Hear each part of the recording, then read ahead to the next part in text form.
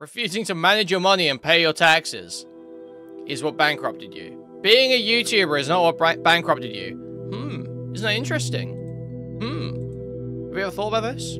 It's just you, bro. If you're struggling, it's a you problem. You are a pathetic liar. You know this is not how the platform works. You know this isn't how your channel works. You're grifting. It's disgusting. He doesn't do it for the money. He does it for the cause, for the fight, okay? How about you figure out how to run a business before you have a kid, bro? Want to be? We consider this? Do we think about this? So, guys. Recently, there has been a bit of a craze on YouTube. Started by Innuendo Studios, who's a guy who made Lefty animations, basically. They were called the Alt-Right Playbook. It's like card posting before card posting. You know, he explained dog whistles to people and what the Alt-Right do and all this stuff. It's all very embarrassing, trite, 2017 type content. Not very good, you know, not very interesting by today's standards at all. Anyway, he did a video basically e-begging and saying he wanted, he was begging for money, saying that Lefty content, you just can't make Lefty content anymore. It just doesn't pay the bills.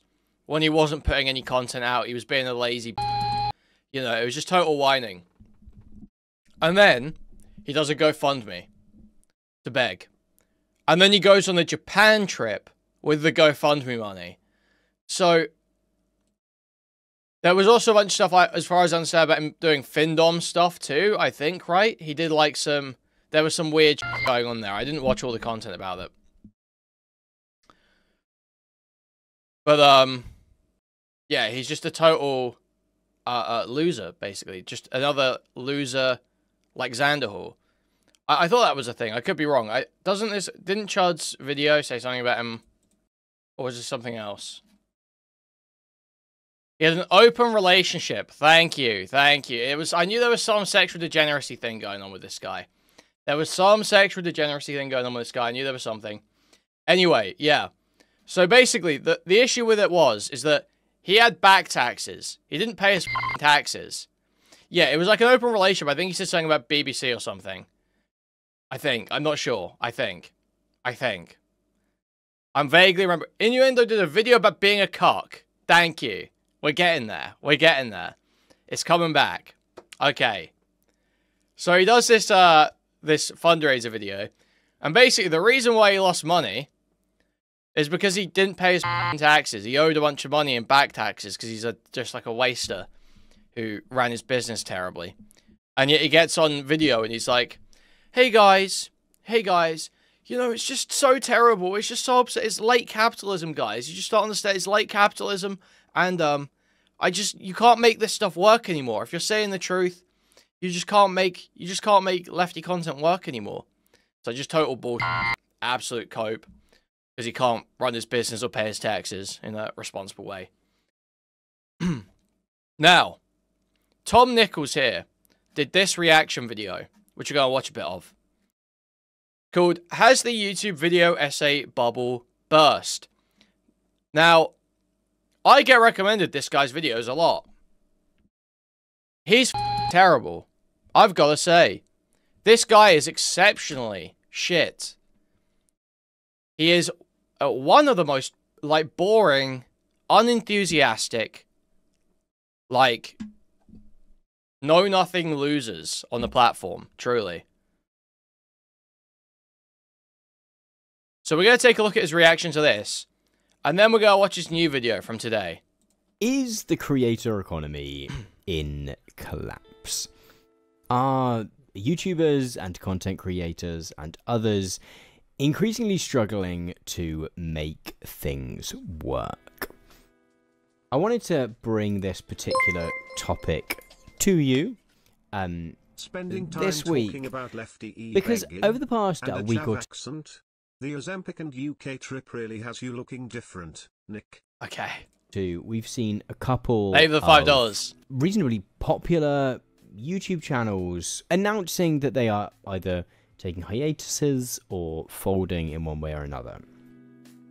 Earlier on today, Ian Danskin, dude, get to the point. Studios, who makes the Earlier on today, Ian Danskin, who makes Innuendo Studios.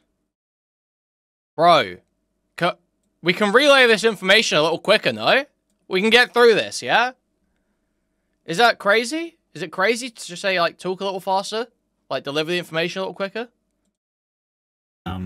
Or made recently. I think he sort of tied the series up recently. The excellent alt-right playbook series announced that, as he put it in the title to this video, that being a YouTuber had bankrupted him. This comes not super long. So that's just a lie, by the way. Being a YouTuber bankrupted him. No, refusing to pay your fucking taxes bankrupted you. Refusing to manage your money and pay your taxes is what bankrupted you. Being a YouTuber is not what bankrupted you. At all. Being a YouTuber had bankrupted him. This comes not super long after, a couple of weeks after, 3 weeks after, a video from Wisecrack, in which Michael from Wisecrack announced that the show and channel as it had existed until recently was also no more. Dead, I think is the word that he explicitly used in this announcement. Two different processes, I think it's worth saying, that have happened. One being, as far as I can tell from watching his announcement, Ian having decided to take a slightly different approach going forward, maybe looking at doing it alongside some other kind of work. Wisecrack is a slightly different story, in which the company that owns the channel, because Wisecrack has been for a long time sort of corporately owned, had decided to fold it. I wanted to talk a little bit about whether or not these things are representative of broader shifts in the industry, and whether the context in which content creators, be they people making excellent sort of politically infused analytical work like Wisecrack and Innuendo Studios, or people making any other kind of thing that you like on the internet, has the context in which they are working changed to a degree, which might change what is possible and what is not. As someone is saying in the chat, it's worth saying that Michael from Wisecrack has since started his own kind of venture under his own steam, I guess. His own channel, so you can. He's near. We don't care. We don't care. Has put together a GoFundMe where anyone who wants to help him kind of get back to zero, as it were, is able to do so. And there are a number of things. How did he get below zero? How did he get below zero? It's not because being a YouTuber isn't profitable, is it? It's not because he didn't ever, you know, his channel failed. It's because he didn't pay his fucking taxes. He didn't pay his taxes. It was entirely in his control.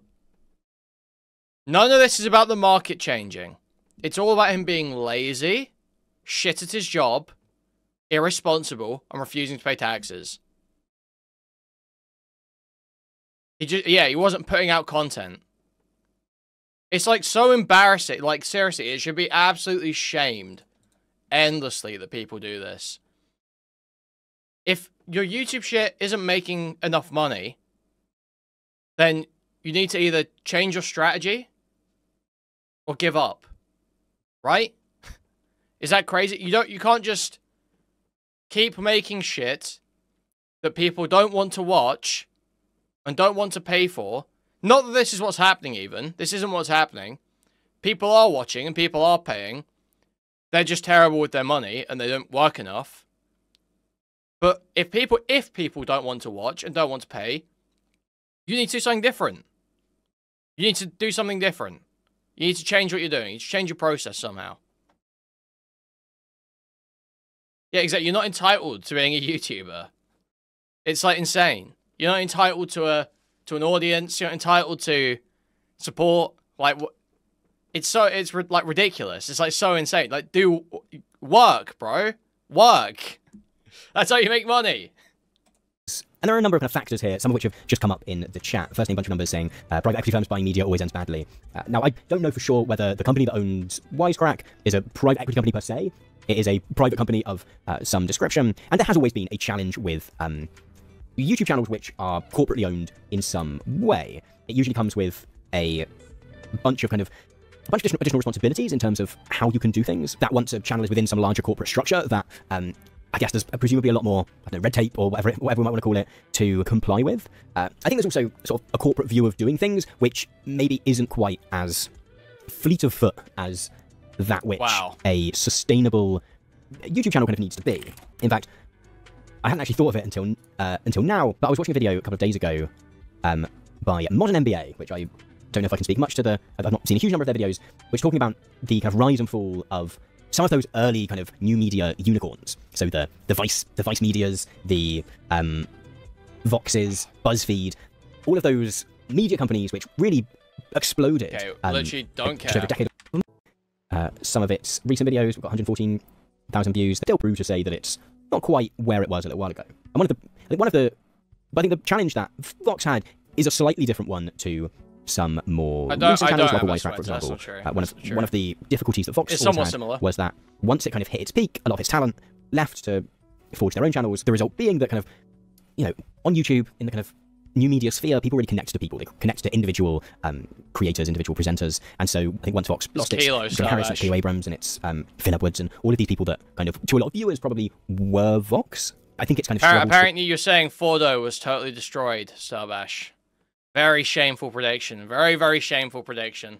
Rebuild that to an extent. TED Talks as well. So TED currently is relaunching it's looking for new leadership, I think is the best way of saying. I mean, it still continues to put out videos. I mean, they still get some views. Carol Cadwallader's recent one, I have seen all over the place, and someone recommended to me in person recently. Like, it still has to occasionally has the ability to kind of be that water cooler thing. But TED has a kind of different problem again, wherein I think TED's moment kind of passed. In the sense that it was really bonded to that kind of techno-optimism of, you know, almost 20 years ago now. This idea that the internet was going to democratize knowledge and networks and all of this other kind of stuff, and that was going to lead us naturally onto some better world through a kind of liberal notion of linear progress, which we're not in that space anymore, right? The fact that Carol Cadwallader's talk here, which describes the rise of Trump as a digital coup, the fact that that's the one with 1.3 million and all of the rest, you know, there's a lot of sub 50k, sub 40k, sub 30k videos here in a way that would have been unthinkable 2015, maybe even 10 years ago, is interesting, right? Even, what the fuck? You know, even this AI model still created work, what to do about it. This one has 165,000 views, whereas some of the, I don't know, just a lot of the how to handle grief at work and beyond, which is a slightly more corporate one, which have always been a part of TED's stable. There's always been a bit of a... This sucks, right? He's just yammering all about fucking TED. Yes, some brands aren't as popular as they were 10 years ago, and now some new ones are more popular. Isn't that interesting? Have you ever thought about this? It's not the same thing, is it? I also think that TED struggled with and I think TED is fine financially. I can only imagine that they. Well, you're telling me no one watching BuzzFeed during the period where they were like super duper popular to probably last them quite some time. Like, tickets to go to a TED event are so expensive. I looked up, and they do a bunch. I mean, I will say I've been to a TED event. I was invited to a TED event. It was really good couple of days. But it was a mixed bag. Like, it was a climate themed event, and it was a real mix between, like, as I said a moment ago, kind of activists talking about really important stuff, and George Monbiot did a really good talk about the meat industry, which has really stuck with me. I mean, I still eat meat, but it's really stuck with me as a kind of articulation of the ways in which agriculture more broadly as well is kind of like has negative impacts on the environment. But then that stuff sat alongside kind of like a thing by someone from Netflix talking about how storytelling can solve the climate crisis, which I was a bit... Bro, I wonder why you're making a video saying you're struggling when these are your topics. Oh yeah, I went to a TED event. And it was good. There's some climate activists talking about some really important stuff. So you're not even giving any fucking detail. Like, come on, even if I was interested in what the climate activists were saying at the TED event, you've given me nothing to go off of. It's like, not only are you talking at a snail's pace, you're saying fucking nothing. You're saying nothing. Like, you didn't retain anything from that meat industry talk. You can't just spit off, like, a little thing. Like, just a little thing you heard in there, or a little argument, or a little... anything. No, it's just like it's like surface level. It's pretentious, it's surface level, and it's blatantly disingenuous, I feel. And we'll get to the blatantly disingenuous part pretty soon.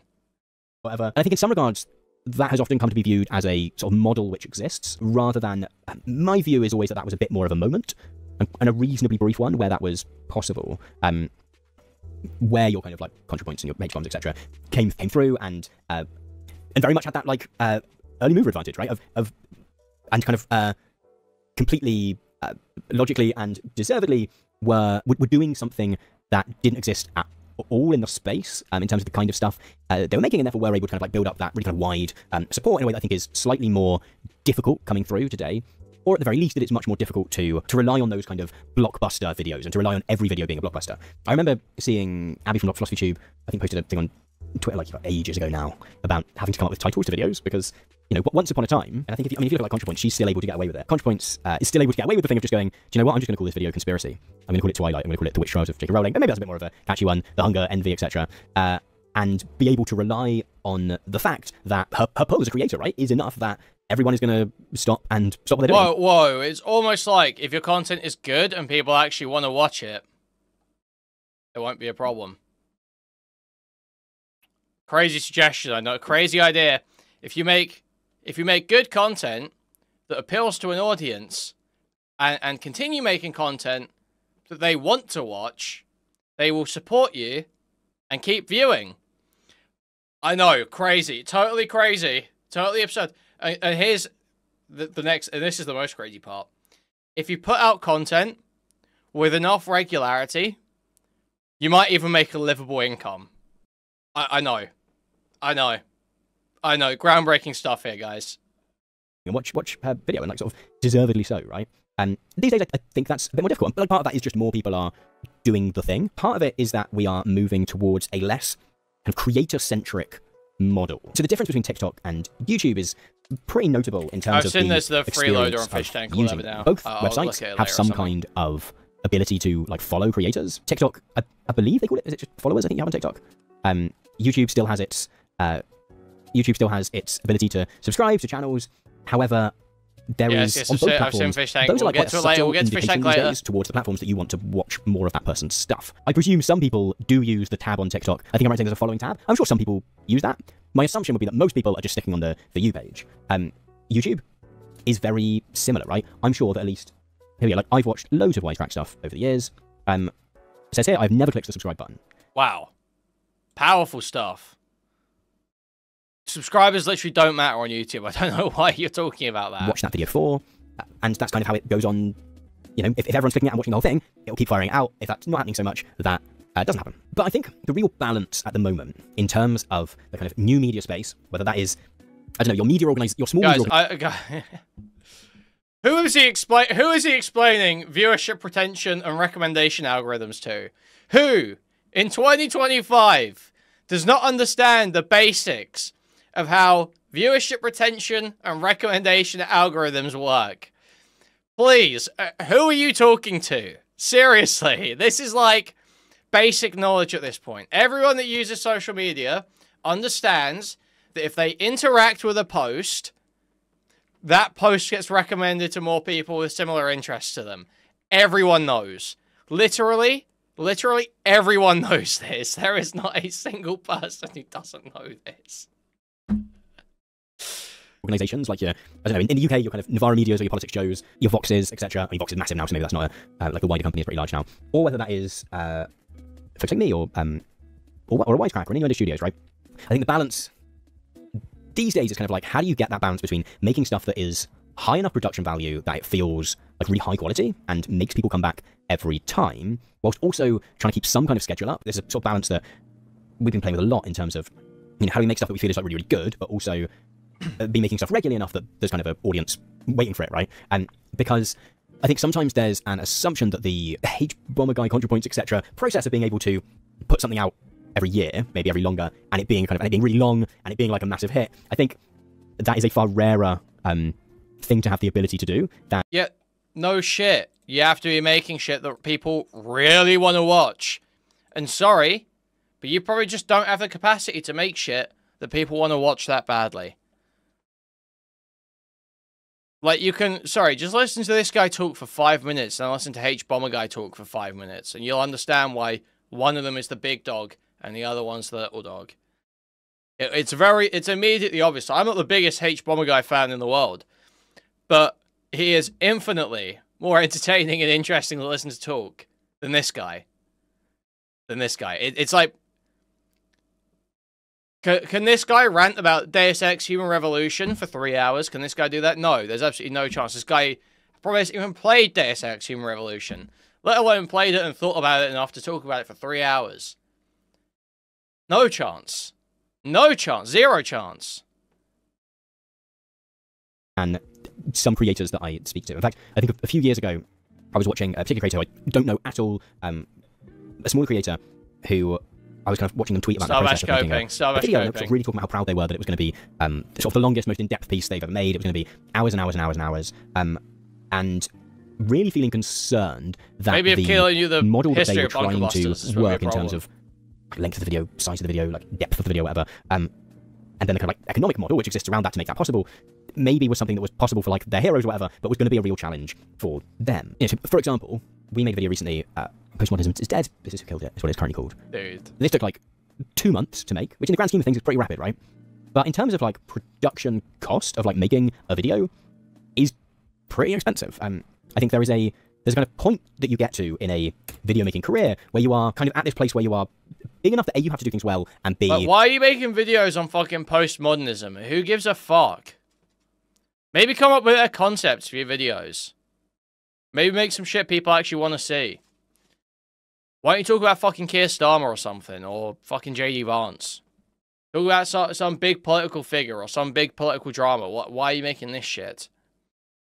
Sorry, yeah, no one wants to hear what fucking Tom Nicholas thinks about postmodernism for 55 minutes. That's why I got 200k views. Which I guess is disappointing for this guy. Which, I mean, it would be if it's a large project where you put a bunch of money in. 200k views is not that great.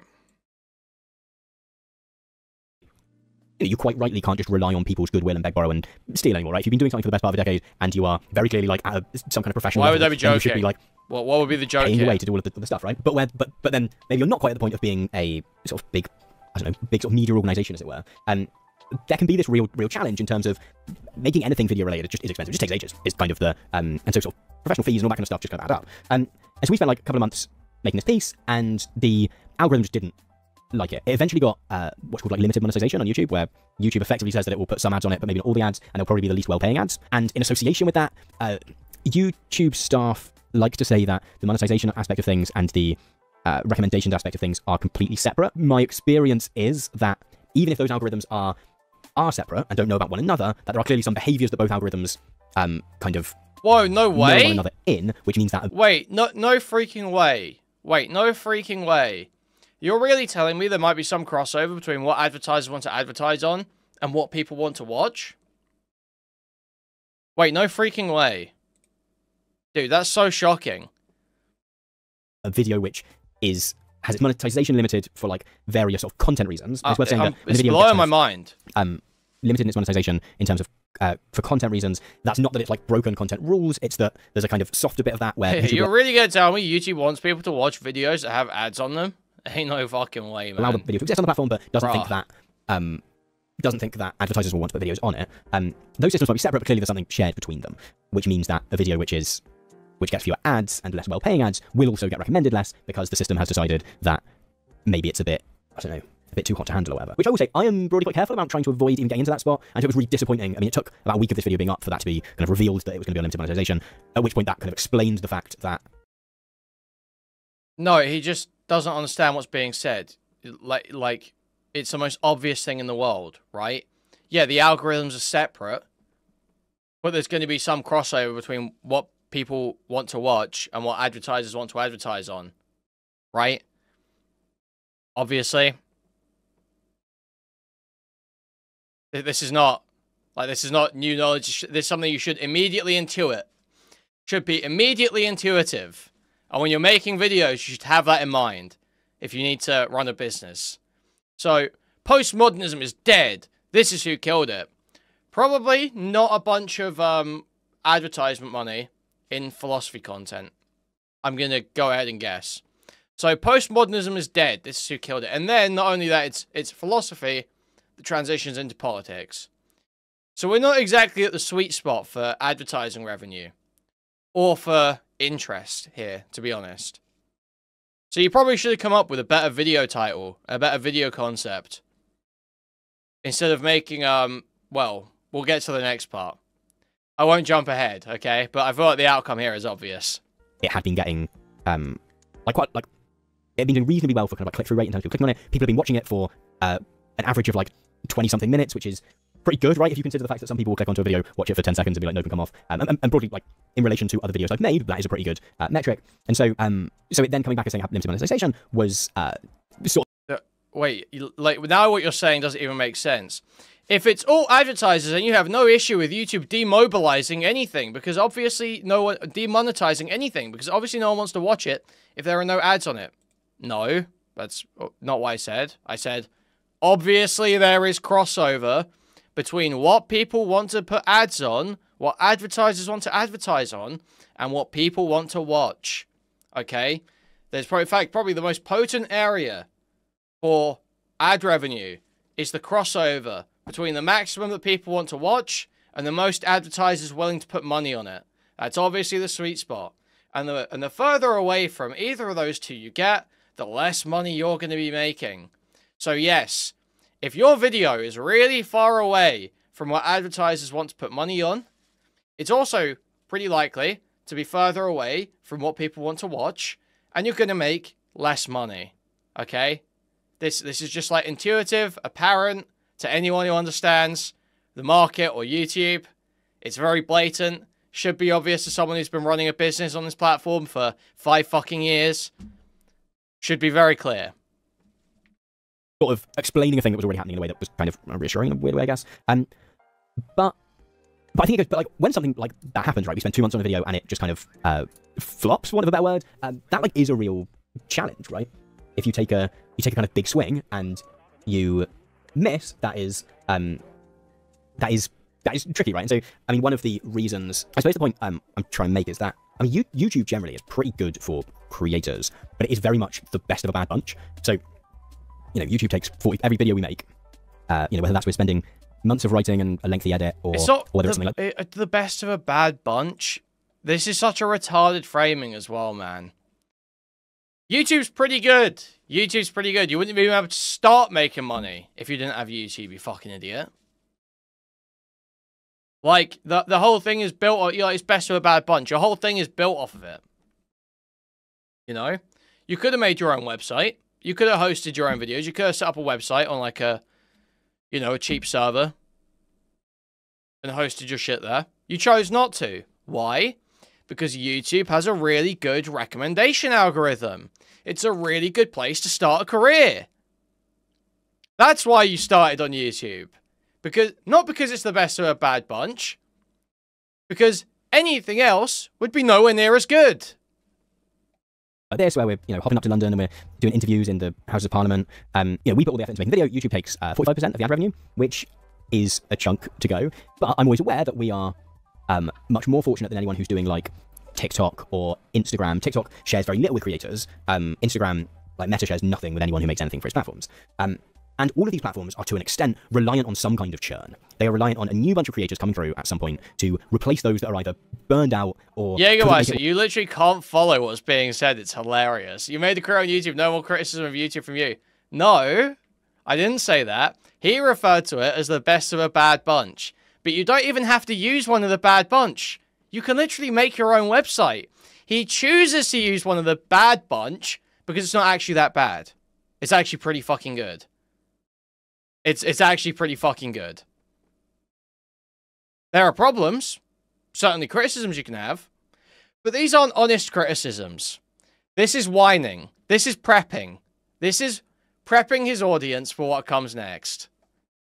Work financially or have sold out and fallen off. And I think that's a really difficult system to exist in. I feel really lucky that I've done this for 7, 8 years now. And I think we're still kind of making it work. But yeah, I will say that, like, you know, we're reasonably reliant on every so often having one of these that does 1.5 million, because sort of the other option is to like never make anything that's in any way ambitious and to make stuff that is all just Nebula, which I think would be a real shame. And so I think there are some real challenges kind of facing the space at the moment. We're also coming into a recession potentially in the US, and that is going to mean that sponsorship deals and people going on advertising, clicking through advertising to buy stuff is likely to go down.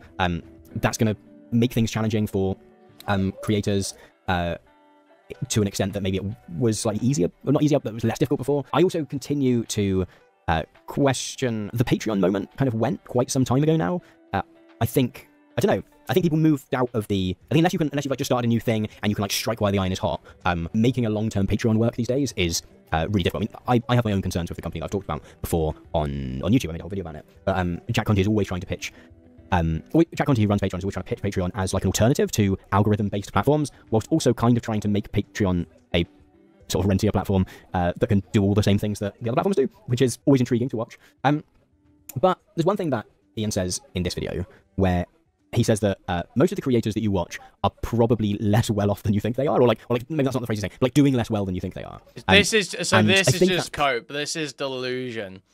There's a little bit of truth to it in that people will assume that every big YouTuber is doing well, but it's not the case that there are big YouTubers who are making consistent content that their viewers actually want to see who aren't doing well. No, if you've got an audience, you're consistently putting out content the viewers actually want to watch, they're doing fine. The thing is, you'll see channels where they've got like 600k subs, and then they're putting out videos once every 3 months. They get 100k views. Yeah, they're probably not doing very well. Probably not doing very well at all. But that's not really what we're talking about. That's someone who's basically given up. That's someone who failed. Probably true. And I think that's probably one thing that's worth bearing in mind. I think we've been through a few different eras of this kind of space, particularly this kind of like video essay, news, current affairs, politics, that kind of like space. I think there was a period very early on where, you know, being a creator and saying to people, oh, you know, YouTube AdSense isn't very good, it's not very reliable, etc., was something that people really went for and people really kind of understood. And then I think it got to a point where maybe some people were kind of like stretching that a little bit, that actually the sponsorship deals that were coming in probably were doing okay. And therefore I think people kind of naturally go, okay, well, these people are all doing all right. And so while I think there are a lot of people, you know, we very much are ups and downs. We're just looking at the last 4 months of videos on my channel. You know, we had 1.5 million, 45, and then we've had a bit of a flop lately. I think it's, you know, and then the ones before are pretty much the same, right? 2.1 million, 366, and that's just all an advert for the film, but like a 305. You know, like it is a lot more swingy and messy these days than I think it has been in the past. I don't know, and I don't know what the path to creators plugging some of that gap whilst not having, if kind of sponsorship money does start to go down, if the US goes into recession. Or the world goes bear in mind, this guy runs this whole streaming channel, right? Where he does what? 13k, 33k, 24k. Like, you could actually easily. He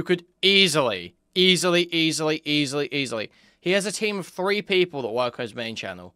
Easily could be streaming daily, at least 4 or 5 times a week, doing a few hours, and getting at least one of these segments out every day, and probably making a few hundred in donos every day as well. It would literally... How are you struggling? How are you struggling? You're a fucking liar.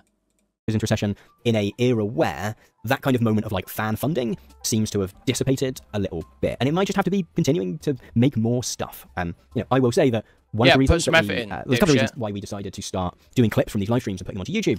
One of those was that I wanted to do something a bit more frequent. I wanted to do something that was a bit more like, oh, we can, I don't know, if I've got a thing to say or a thing that I want to talk about, I've got the opportunity to do that. I can do that in relatively quick turnaround. It doesn't need to be a whole thing that I have to sit down and write. I can sort of get to things quicker. But one of the other things was actually being able to put out a couple of things a week that are much lower energy to have to make, and yet are kind of bringing in a little bit of ad revenue, was like, yeah, there was also a kind of financial incentive to do that there as well. Very 3D saying cost of living isn't helping people are less. Just, yeah, like absolutely, that's another thing. Just that kind of broad wage stagnation, the kind of spike of cost of living over the last few years as well. Ruffles been saying interesting. I'm pretty sure it's the Just Up Oil video. The cost of living I will say, so one of the reasons that I like to be in a place where I am proud enough of the stuff that we make that I can still be proud of something even if it doesn't sort of perform particularly well. And I think the longer I've done this, the more I want videos to do well enough that they get watched enough that we can kind of keep doing it for a bit longer, right? That it's bringing in enough money that we can keep doing it for longer. And the hard numbers in terms of viewership aren't something that that for enough themselves I'm overly worried about. Okay, man. Of exclusive content. So anyway, that's the first video about Innuendo Studios. I think we've seen enough of that. Let's go to his main channel. So we got a video posted 1 day ago called "This Isn't Working." Okay, new video posted by Tom Nicholas on his main channel called "This Isn't Working." So clearly inspired, clearly a little bit inspired by Innuendo Studios' trip to Japan. So let's take a look at this. 16 minutes. Let's have a look. Truly, this is like despicable, man. This is like so disgusting. This isn't working. I've been making YouTube videos for the best part of a decade now. And over that time, a lot has changed about what those videos look like on the screen and the behind the scenes process that I use to make them. But there are a couple of things which have remained constant. Firstly, a desire to offer you new perspectives and insights into the world we live in, whether those be academic or journalistic. And secondly, the fact that the online media economy in which I make these videos is fundamentally broken. It might work for the YouTube it's and broken. the TikTok. It's broken. No, it's not. Plenty of people make perfectly good money on these fucking platforms. It's just you, bro. If you're struggling, it's a you problem. You're either not working hard enough, or you're not making the right content, or something. You need to fucking figure it out. You can't just blame other people. You can't just say, oh, it's all broken. Because I'm fucking infinitely less popular than this guy. I'm fine, you know? So clearly something's not fucking working here, is it? Clearly something you're doing here is not fucking working. Is fundamentally broken. It might work for the YouTubes and the TikToks and the Metas of this world, but for those of us who actually make the substantive stuff which these platforms trade in, it takes a lot to make the numbers add up. The work that me and my extremely small team of 3 produce gets quite a few eyeballs on it. It's not exactly Mr. Beast numbers, but the number of people who watch our videos is consistently 10 or 20 or sometimes 50 times the full capacity of my local football stadium, which breaks my mind to imagine. In fact, we make some of the most viewed UK-based current affairs programming on this platform. Judged solely in terms of views, which, to be clear, is not something I make a habit of doing, videos of ours which we consider to be massive flops and have us getting so blurry. gloomy about the future of the channel would have the this is gonna totally fuck with me. Sorry. Okay, I think we're good. I think we're good. It is not grand to imagine. In fact, we make some of the most viewed UK-based current affairs programming on this platform. Judged solely in terms of views, which, to be clear, is not something I make a habit of doing, videos of ours which we consider to be massive flops and have us getting all gloomy about the future of the channel would have the BBC or Channel 4 or The Guardian popping champagne corks and handing out promotions. So, if you're putting out videos that you're saying would have BBC and Channel 4 popping champagne corks and handing out promotions, why exactly, how exactly, can it possibly be that you're struggling to make your business work other than your own fucking ineptitude, your own incompetence? That's all that can make sense. I'm sorry. You are such a fucking loser. You are such a fucking loser. It's insane. And again, while there are far, far bigger creators out there, getting this kind of audience for reasonably in-depth, carefully produced and fairly sincere videos about politics, the news and current affairs is not nothing. Increasingly, that's been reflected in the access that we've been able to negotiate to illustrious spaces and interesting interviewees. I mean, they let us into the Houses of Parliament. And yet, the economic model on which this work relies continues to be fundamentally broken, which means that making videos at this level in a way that is financially sustainable... Yeah, guess what? No one gives a fuck if you go to the fucking Houses of Parliament. Literally, actually, no one cares. I'm gonna be real with you, bro. Maybe spend less money going to the fucking Houses of Parliament and doing all these, like, you know, shots out in the fucking open, paying the cameraman to come and fucking film you. Do less of that and more just writing a video that people want to watch and listen to and getting it out.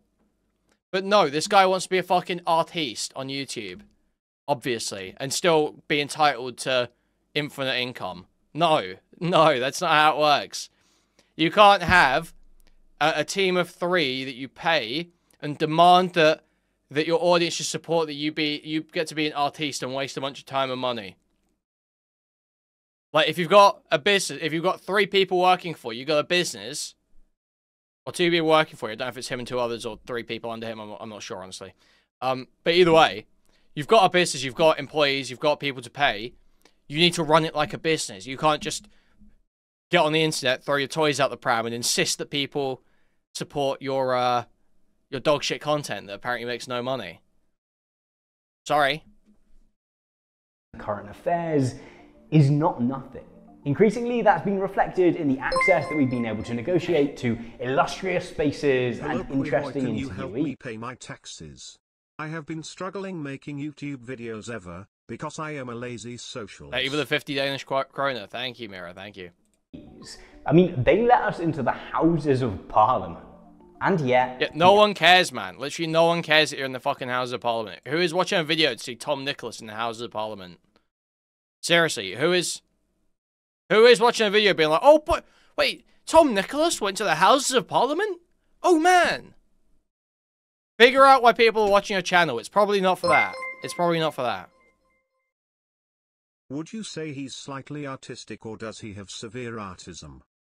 Thank you for the $5 Blaze. Thank you. See, look, this is a good video. This seems like what people want. Why conservatives are obsessed with birth rates now. That seems like a great concept for a video. Lots of discussion about birth rates and the whole white genocide thing and all that stuff. JD Vance talking about shit like that. Great timing. Great topic. Widely interesting topic. Going to appeal to lefties on YouTube. Great. Just, you know, good idea for a video. Postmodernism is dead. This is who killed it. Terrible idea for a video. Who the fuck wants to watch a video about postmodernism? The only people who want to watch a YouTube video essay about postmodernism are people who hate postmodernism, Jordan Peterson fans, and those sorts of people. That's the only people who watch a YouTube video about postmodernism. Anyone actually interested in postmodernism would go fucking read about it. They would go fucking read about it. So, why the fuck are you making this? Postmodernism is only interesting in broad discussion because it gets shit on by conservatives so hard. Because the people in the thumbnail hate it so much. So frame it, if anything, frame it around one of them.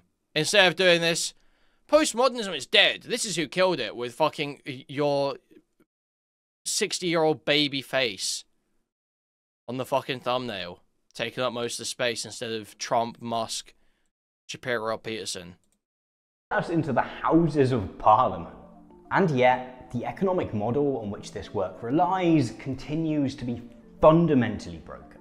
Which means that making videos at this level in a way that is financially sustainable is a constant struggle. 45% of the advertising revenue generated by these videos is instantly snatched by YouTube, who then whisk it away to Ireland so they don't have to pay too much tax on it. Worse still, complicated and unaccountable monetization policies sometimes... Pretty sure that benefits us too, no? Am I crazy? I'm pretty sure, okay, no, I don't know that. Okay, that sounds really retarded. But I'm pretty sure YouTubers benefit from that. Like, UK YouTubers benefit from that money going straight to Ireland. Because that would be us paying taxes too. Right? I'm pretty sure. Snatched by YouTube, who then whisk it away to Ireland so they don't have to pay too much tax on it. Worse still, complicated and unaccountable monetization policies sometimes makes it impossible to make much of anything at all. A couple of months ago, we made a retrospective piece on the postmodern panic of the mid-2010s, which granted was maybe a little bit niche. Nevertheless, presumably as a result of including a clip of a certain Mr. Musk doing a certain hand gesture, YouTube quickly placed the video in its limited monetization bracket and just avoided recommending it to anyone. Dude, there's more problems with that than just the fucking Nazi salute. What are you talking about, dude? Yeah, no one wants to watch Postmodernism is Dead. This is who killed it with your fucking face here. Dude, this is not how you sell a piece of... Anyone can figure out this is not how you sell a piece of content. Not like that. Like, look, this one, he's just one figure in this, right? He's just one figure, pretty evenly sized. You've got Peterson there, Musk there, Vance there, all pretty easily identifiable in a sea of babies. Here, it's like Tom Nicholas is a star of the show. Tom Nicholas, star of the show. It's all about Tom Nicholas. And then in the background, you can kind of see I guess it's Trump and I think Musk. Is that in the back? Is that Shapiro? Like, obviously, this does not hit as a thumbnail. And it's about postmodernism. You make it seem like it's a fucking academic video in the title. Stupid fucking idea. Like, there's actually so many stupid decisions here. How AI theft is killing free speech. Okay, literally most uninteresting video idea ever. This one looks like it could almost be good. How Britain solved the housing crisis. Almost solved the housing crisis. Good thumbnail on that one, I feel like. That's got like a Mr. Beast type thumbnail that does a good job of quickly presenting the idea that's being betrayed. This is obviously really good. You can see how Britain became a poor country. You can see why this one succeeded instantly. As much as Tom Nicholas is the star of the show, it's a general topic about Britain, so there isn't really a need to have a giant prominent figure there. It's about Britain failing, which is immediately fear-mongering and will grab the audience's attention, will grab the person scrolling's attention. You've got sort of a cinematic, like, backdrop here, where there's the Big Ben cracked in half. It's like a fire all around the edges. So stuff like that does great when there's like a big nuclear explosion in the background, like continue shit. Or there's like, Russia-Ukraine stuff with like Zelensky and Putin. There's like fucking explosions everywhere and flags and fucking tanks and shit. These thumbnails do great. So that's obviously working there. Then he's got, geez, what was I going to say? Oh yeah, and then he's got the down stocks arrow. The down stocks arrow. Expressive shapes and stuff like that clearly show a quick message. Great for thumbnails. All of it works. You can see why it succeeded very easily, even as just like someone who doesn't do YouTube. You could see how Britain became a poor country, got 2.2 million views, versus Postmodernism is Dead, This Is Who Killed It, which got 270k views. You can instantly see differences between these that are very explanatory of why one did so much better and the other did so poorly. If you make the title something like How Jordan Peterson Killed Postmodernism, it would probably do better, right? Yeah, probably. Put Jordan Peterson front and center. How Jordan Peterson Killed Postmodernism. Great. That would probably work. That would be a better fucking video. It's just like so blatant, but then he wants to act like it's just, oh, I put Elon Musk in this video. Now YouTube is silencing me. Please give me money. It's just like, you are a pathetic liar. You know this is not how the platform works. You know this isn't how your channel works. You're grifting. It's disgusting. It's just totally disgusting. Monetization bracket and kind of just avoided recommending it to anyone. The result was that a piece which still got seen by 250,000 people and which it took 2 people 2 months working full-time to produce and Dude. The result was that a piece which still got seen by 250,000 people and which it took 2 people 2 months working full-time to produce and us. 2 people working for 2 months full-time. So what's that? What is that? That's 640 work hours on that video. That's 640 work hours on that video. For what? For how long? For an hour long video. Remember postmodernism? Postmodernism. How does this take? Actually, no. Yes, movement. No. Under no circumstance should this take you 2 people working 2 months full time. Fire your fucking employees. Fire your shit loser employees now. Fire your dog shit employees now. Stop hiring your friends, you fucking loser. Fire your dog shit employees now. Seriously. You're retarded. I'm sorry. This is shameful. It's so easy. This is so easy. So you've got your set. Okay, put the set together. 1 day of recording for this. Should have already had the script written. 1 day of filming. 2 days of filming max. If you have to redo some stuff when it comes to editing. All of the graphics and shit, this should take like a few weeks. This should take a decent editor, maybe like 2 weeks, 3 weeks. All these graphics, max 2 or 3 weeks. And that's it, done. This could be, really, this could be done in a week or two, honestly. The idea this took you 2 people, 2 months working full-time, that's a you problem. That is a you problem.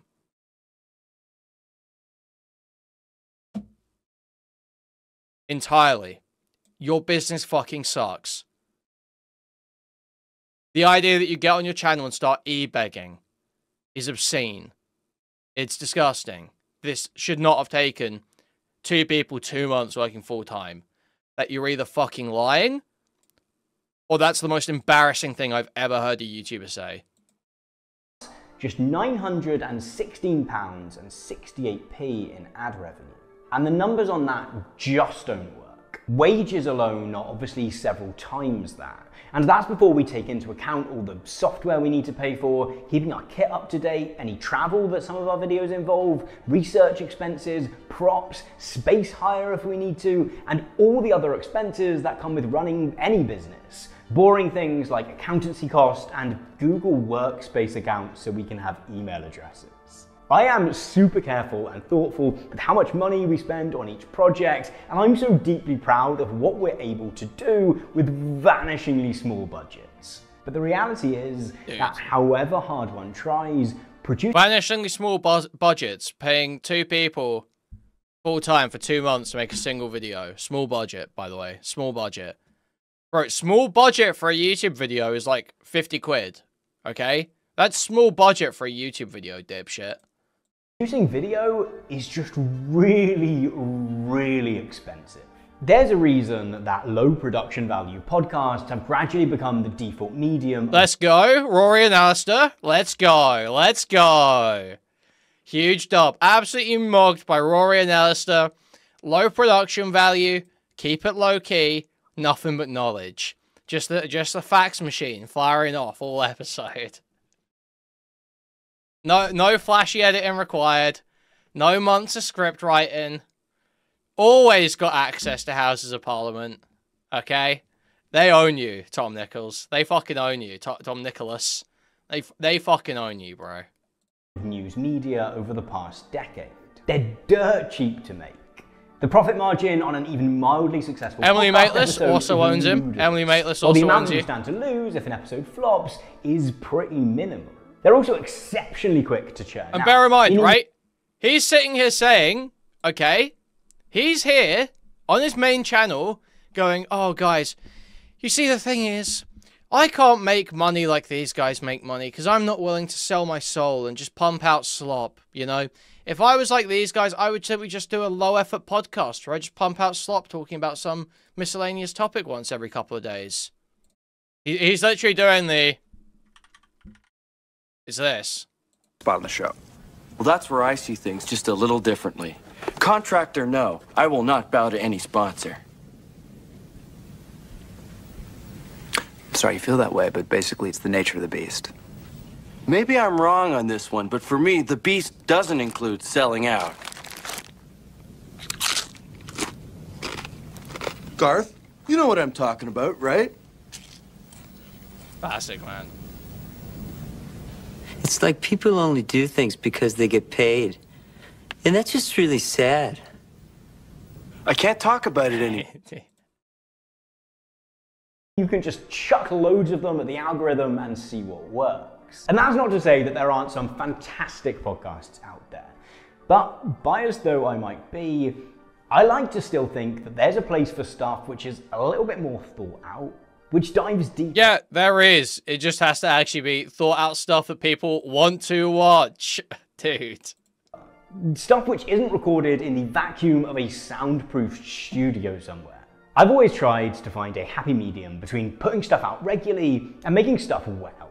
Some creators like to spend months and months on each video, and while that might work for them, that's not for me. I do this work because I think it can make a difference, arrogant though that might seem. Dude, see guys, he does it because he believes in the cause. He would never do this for money, guys. He believes in the cause. That's what this is all about, guys. It's all about communism. It's all about communism, guys. Okay? He doesn't do it for the money. He does it for the cause, for the fight, okay? And that means putting stuff out there. There are always so many topics that I want to cover that dilly-dallying on any one video always makes me sad for all the videos that I won't get to make because we've missed the boat. At the same time, we continue to be really ambitious about what we can do, even in a relatively short time frame. Over the past year, we've added all kinds of strings to our bow. Interviews, filming on location, even reporting on stuff firsthand, all of which I think makes the videos so much more engaging and, more importantly, valuable than if it was just me wittering away about something in my office for 30 minutes to an hour, or simply rewording someone else's newspaper article and reading it out to you. And yet, from a financial perspective, putting that kind of work into any one of our videos... I guess what value is decided by your fucking customers, okay? If they ain't paying for it, it ain't very valuable. Super dicey. Over the past year, we've been lucky enough to have some massive hits, some of which have broken all kinds of viewership records for the channel, which always feels amazing and kind of weird, but the reality of the media ecosystem in which we're working is that we kind of have to have a smash hit every 6 months or so to keep things ticking over. You'd hope, or certainly I would hope, that these videos would give us some extra cash to build up the reserves, experiment with new formats, expand what we do, and ultimately make this whole project more impactful and resilient. The reality is that they largely end up just patching holes for the stuff which only gets watched by hundreds of thousands of people. And look, I like to keep my chin up and remain... It sounds like you should change your model a little bit. It sounds like you should make adjustments to your model. Maybe spend less time putting these videos together, focus more on doing something that's going to perform well on the algorithm. You know, there's ways of framing the same topics, the same thoughts you've got, in ways that will perform better. You know this? You know this? You can just try and run your business a little bit better. I try and do a little bit better marketing. So I know it's a crazy concept, I know. But you actually don't, like, you know, you probably already are already making changes, making compromises to perform in the algorithm. You can't just, like, make changes where you, like, frame a video around a popular topic instead of what you want to talk about, but still keep those thoughts in there. You can't possibly do that. It's just, like, insane.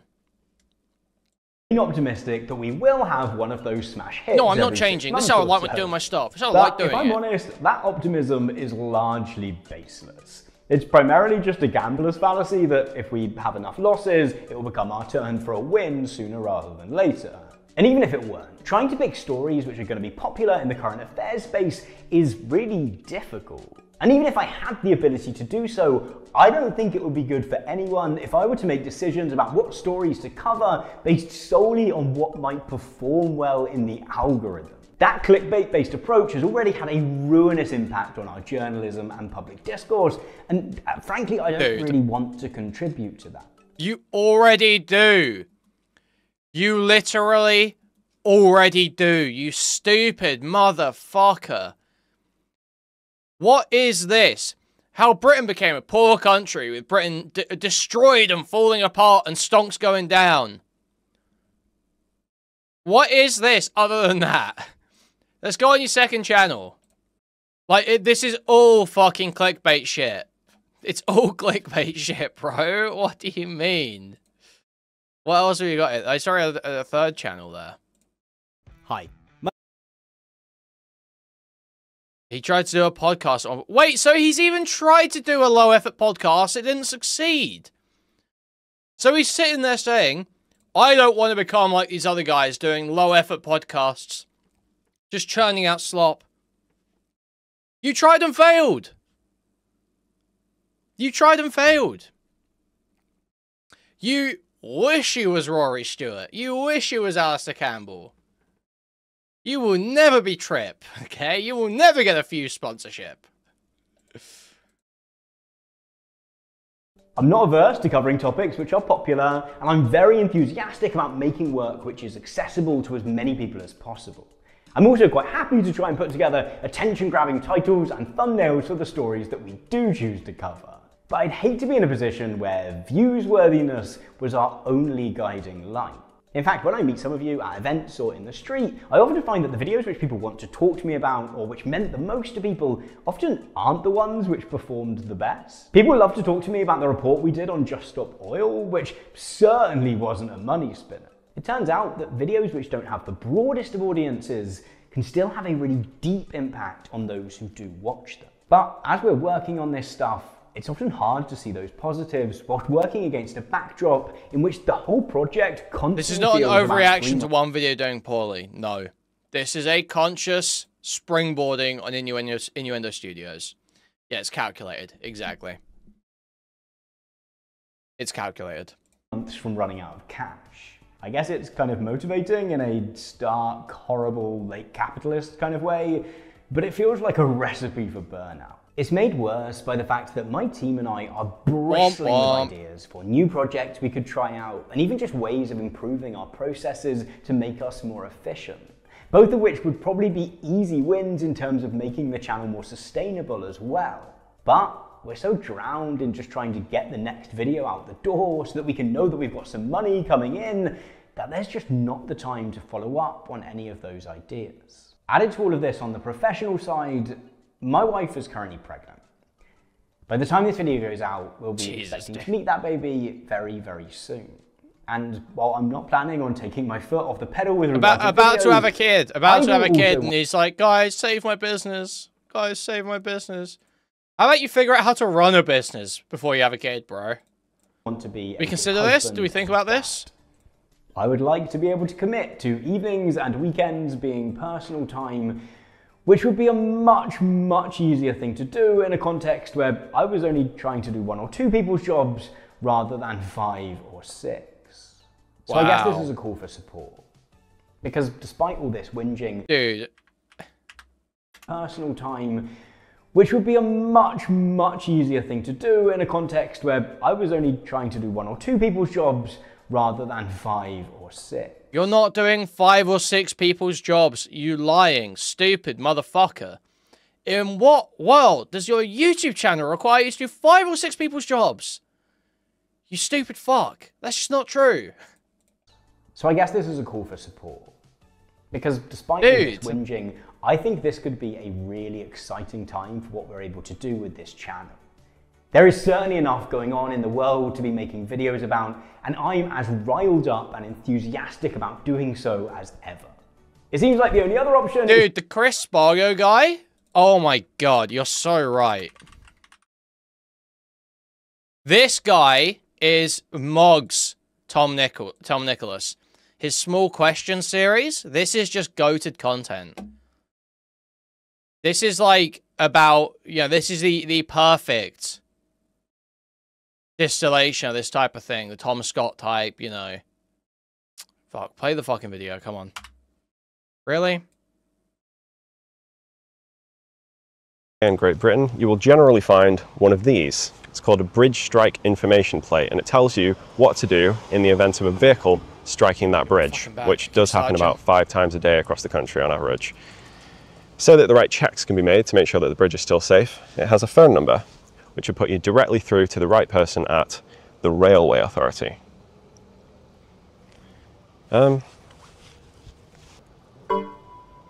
Yeah, there's no such thing as the Railway Authority, and there never has been. Okay. So why does it say that? Well, not all of them do. This one says it'll connect you to Railtrack, which is another organisation that doesn't exist, but at least in this case, it used to. For as long as I can remember, the way railways have worked in Britain is that the tracks are owned by the government through a body called Network Rail, and passenger services are run by private companies, the likes of Avanti West Coast or Virgin Trains before them. But back in the 90s, when the railways were initially privatised, they actually went a step further than that, and they privatised the tracks as well, gave them over to a private company called Railtrack. And what followed were a series of crashes and serious safety issues. So I imagine, as part of an effort to show that they were taking those concerns seriously, Railtrack went out and put up all of these signs. But then in the early 2000s, Railtrack went bust, and Britain's railway infrastructure was renationalised as Network Rail. And all of a sudden, all of these plates had the wrong name on them. But the phone number still worked, so it wasn't worth using public money to go around and replace all these plates. But obviously, anytime a new plate was installed during this era, they did use the correct new name, Network Rail. It was around the early 2010s that we started seeing this use of the term the Railway Authority, and I asked Network Rail what's up with that. And they told me a few things. First of all, the design for these plates was standardized in 2015 so that it can now be used by different railway authorities. Isn't this exactly what you want? The railway authority that the plate refers to might not always be Network Rail, it might be Transport for London or Transport for Greater Manchester.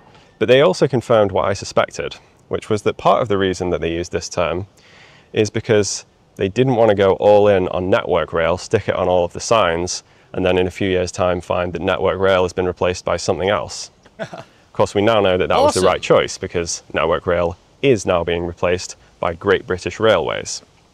So what these plates are really saying is, hey, future person, we don't know who runs the railways in your time, but if you call this number, you will be put through to whoever it is. Only time will tell whether Great British Railways sticks around long enough to be worth putting on these signs, but in the meantime, they're just a little piece of environmental storytelling, chronicling a time of repeated upheaval in the British railway system. Well, no way we're calling shit in real life environmental storytelling now. There's no way, bro.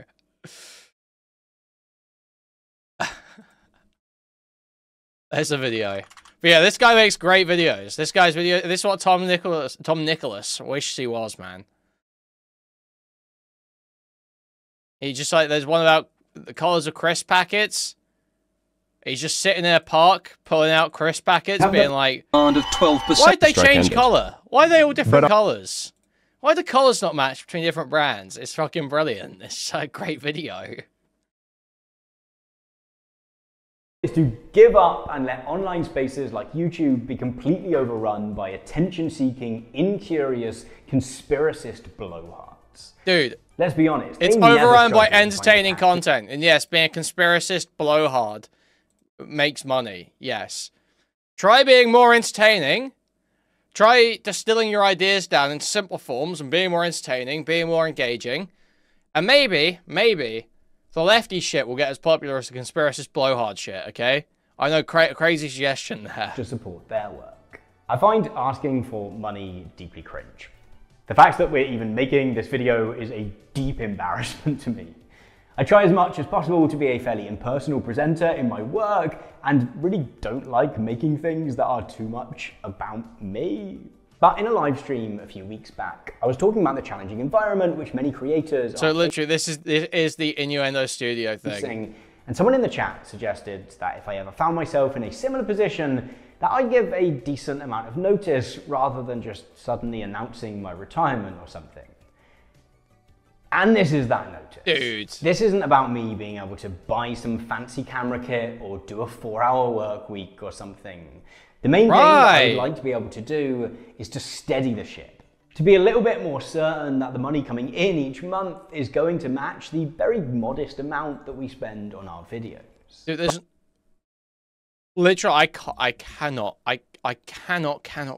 see a world where you are operating your business correctly and you aren't sure if you're going to make it each month. I just can't see it, man. I can't see it. It doesn't make any sense. It doesn't make any sense whatsoever.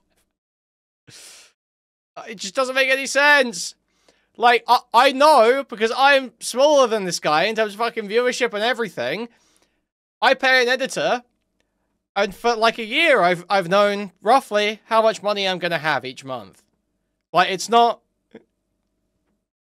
really not that fucking crazy. I'm gonna be real. I don't see it. I don't see it. Maybe don't have a whole team of people you're paying to work full time. You don't need that. You really don't need that.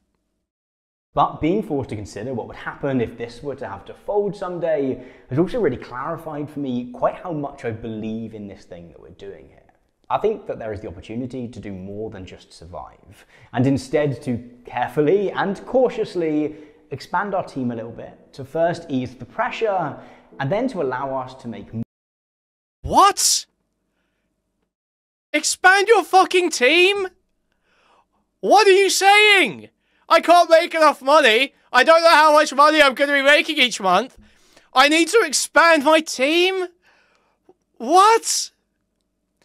Dude, you're a fucking YouTuber. You're a fucking YouTuber and Twitch streamer. What do you mean I need to expand my team? Dude, he's so fucking stupid and dishonest, I can't take it. It's so insane. Why are you fucking expanding your team? It doesn't make any sense, dude. Scale down! Scale down! You do not need to be spending this much. You do not. That video did not require 2 people working 2 months, full time. 640 paid hours of work was not required to make your dogshit postmodernism video. It simply wasn't. Scale down. Scale down, you fucking moron. What are you talking about? And yeah, he's in this expensive as fuck kitchen as well. Dude. You're despicable. Seriously, what a despicable piece of shit this guy is, man. Actually. More and better stuff. New formats, more regular releases, better sound quality. I can't make any promises as to exactly what, because I don't know if anyone else wants to see that, whether all of this is just hubris and arrogance. But if you value or ever have valued the stuff that I Thank you for the 50 Danish krona, not been read out by the TTS. Don't listen to Queeboy. He has a massive team. I'm hired just to make fake donos all day, and he'll beat me for saying this. Okay, thank you for the 50 Danish krona. Huge appreciate, thank you. Actually, guys, great time for a shill, okay, guys? Listen. Guys, me and the team are really struggling lately, okay? Me and the team are really struggling. Alright, guys. Me and the team in the studio here, okay? Me and the team really struggling, okay? No one wants to hear the truth. No one wants to hear the truth about Ethan Klein. No one wants to hear the truth about Willie Slackjaw. Thank you for the 5 gifted memberships. Huge appreciated.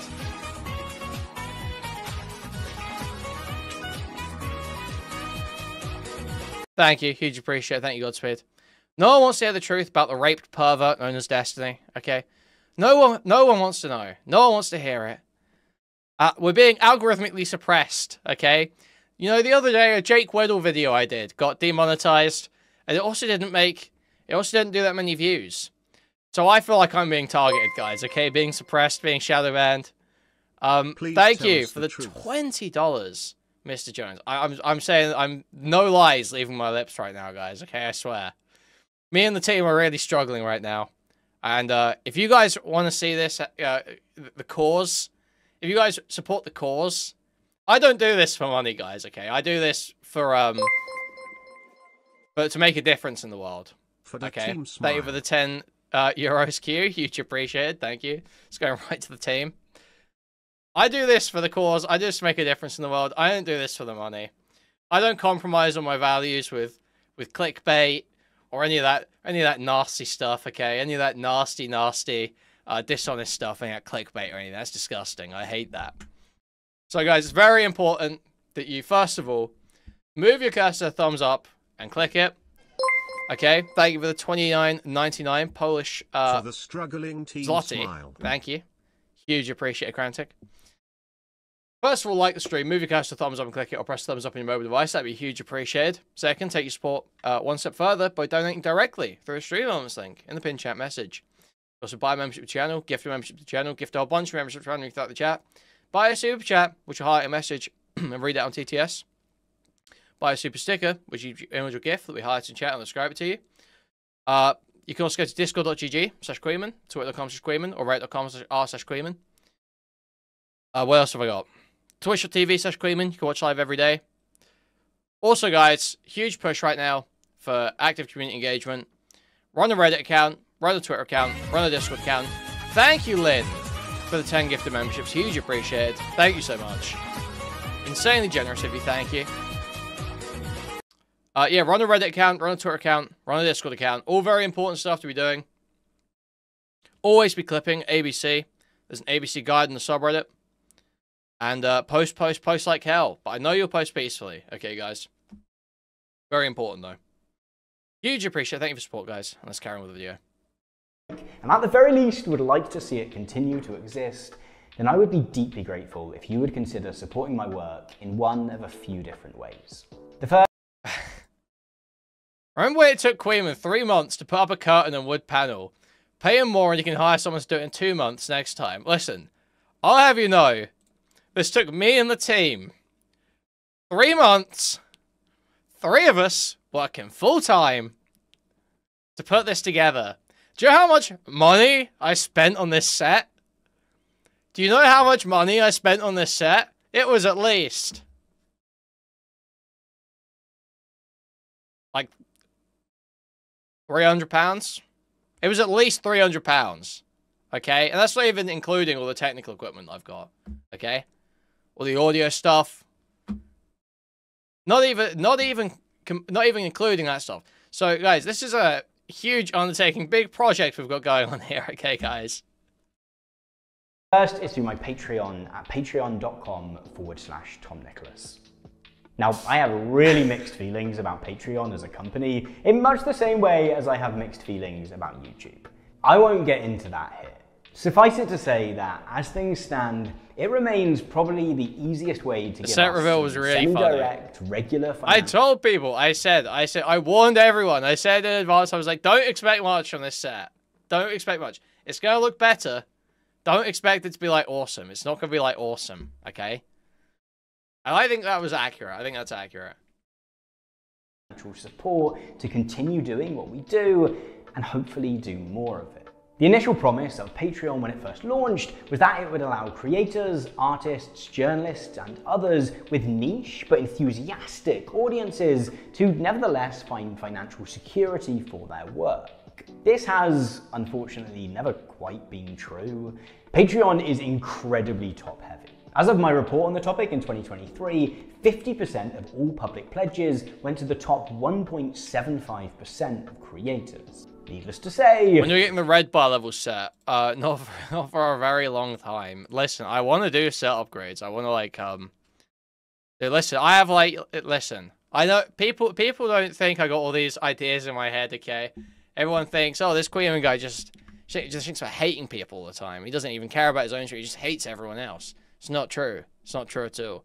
I've lots of big plans, lots of grand plans, okay, that can only be achieved through financial support, guys. Okay, very important, that part. I'm not one of them. At time of writing, I have 328. I don't sound like Vito, because Vito announces stuff and doesn't do it. I don't announce stuff, okay? I just do. Okay? On my Patreon, and those folks have been doing a lot of heavy lifting in supporting what you see on screen. We don't get very many new joiners, which means that many of those people... Yo, thank you for the 5 gifted Al Plus. Hugely appreciate it. Thanks so much. Yeah, like the set, which got done. Yeah? I had the stuff for the set, then I mentioned the set. It took me a while to get it done, but then I got it done, and it was done. Okay? Thank you for the 20 Canadian Godspeed. Seeing the vision. I see the vision. Hugely appreciate it. Thank you so much for $20. Okay, Stylo. For a long time. If we could spread the load a bit by getting that number up, that would be one way of making this channel's income a little bit more predictable and this whole enterprise that much more sustainable. There are a bunch of perks available at each tier. I do a weekly blog update most weeks, and we try to get early snippets of stuff that we're working on out as much as possible. You can get your name in the credits to videos, quite standard Patreon perk stuff. Freaky but ass I've always tried to strike a good balance between doing some extra bits and pieces to say thank you to everyone and not committing to doing so much that it diverts further time away from working on the videos themselves, which is what the vast majority of people who sign up would like to see more of. If you'd like to check that out, you can do so at patreon.com/TomNicholas. The other option, if you'd like to help us out, is to sign up to Nebula. Being part of Nebula has been a real game changer for my work. There's a lot of support on the back end, which you don't see, where the Nebula team work hard to negotiate us good deals on software and footage licensing, which we would be completely unable to do on our own. Nebula also sponsors most of my videos these days, which means that rather than having to shill for some dodgy online therapy or something, I get paid to tell you about a bunch of great films and shows that I and a load of other cool people have made and that I genuinely think are really good. That lack of reliance on third-party sponsors, which might be picky about what they're happy to sponsor and not, is so empowering in freeing us up to cover whatever stories that we feel are the most important at any given time. More than that, as many of you will know by now, Nebula have twice paid me to make ambitious stuff which the budget of this channel simply wouldn't allow for. My feature-length film. Wow, it sounds like if you're struggling to make ends meet, despite all of this, you're probably like a fucking loser and an idiot. Is available to watch. Except you're not actually struggling to make ends meet, are you? You're a fucking liar. You're just a complete fucking liar because you're talking about upscaling your team. Exclusively on Nebula now. And I'm really proud of it. It was even recently named a Webby Awards honoree, which was pretty cool. Not only did it turn out pretty good, but I also learned so much about how to make good documentary work throughout the process, all of which I'm keen to use in making everything I do that much better in the future. The benefit of signing up to Nebula, of course, is that it's not just extra stuff from me that you get access to, but also exclusive shows and films from a wide range of creators. Yeah, no one cares about Nebula, bro. Productions, Drop the, I don't care about the Nebula show. And I guess there's so much, because I think this could be such... This is a really weird video to have made, because I think this could be such an exciting time for this channel. Dude. There's so much that my team and I have learned about how to do our job. This is a really weird video to have made, because I think it's such an exciting time. What gave you that idea? Is it Innuendo Studios, e-begging, and then getting a bunch of money that you squandered on a fucking Japan trip? Is that why you think this could be a really exciting time for the channel? Because you've seen someone else successfully do this recently? Is that why, by any chance? Really well, and I would love to be in a place where, rather than feeling like we've got the Grim Reaper breathing down our necks, we can be on the front foot doing our absolute best work. If you'd like to help us get to that place, the links to both my Patreon and to Nebula are down below. Thank you so much for watching, and I'll see you in the next video. Pretty cringe, the whole thing, isn't it? Dude, like, it's so embarrassing. And he's trying to force that as well. Trying like he isn't just desperately begging. Oh my god, you're just such a fucking loser, dude. Seriously, this guy is one of the worst fucking people on this platform, actually. This is like an enraging video. Dude, I cannot fucking wait to see Chad cover this, man. I saw this last night. I watched some of it. And I immediately DM'd it to Chad, and I'm like, dude, this fucking just immediately, the rant was just... He's like, ah, yeah, I saw that. Definitely got very... It's like, hey, God.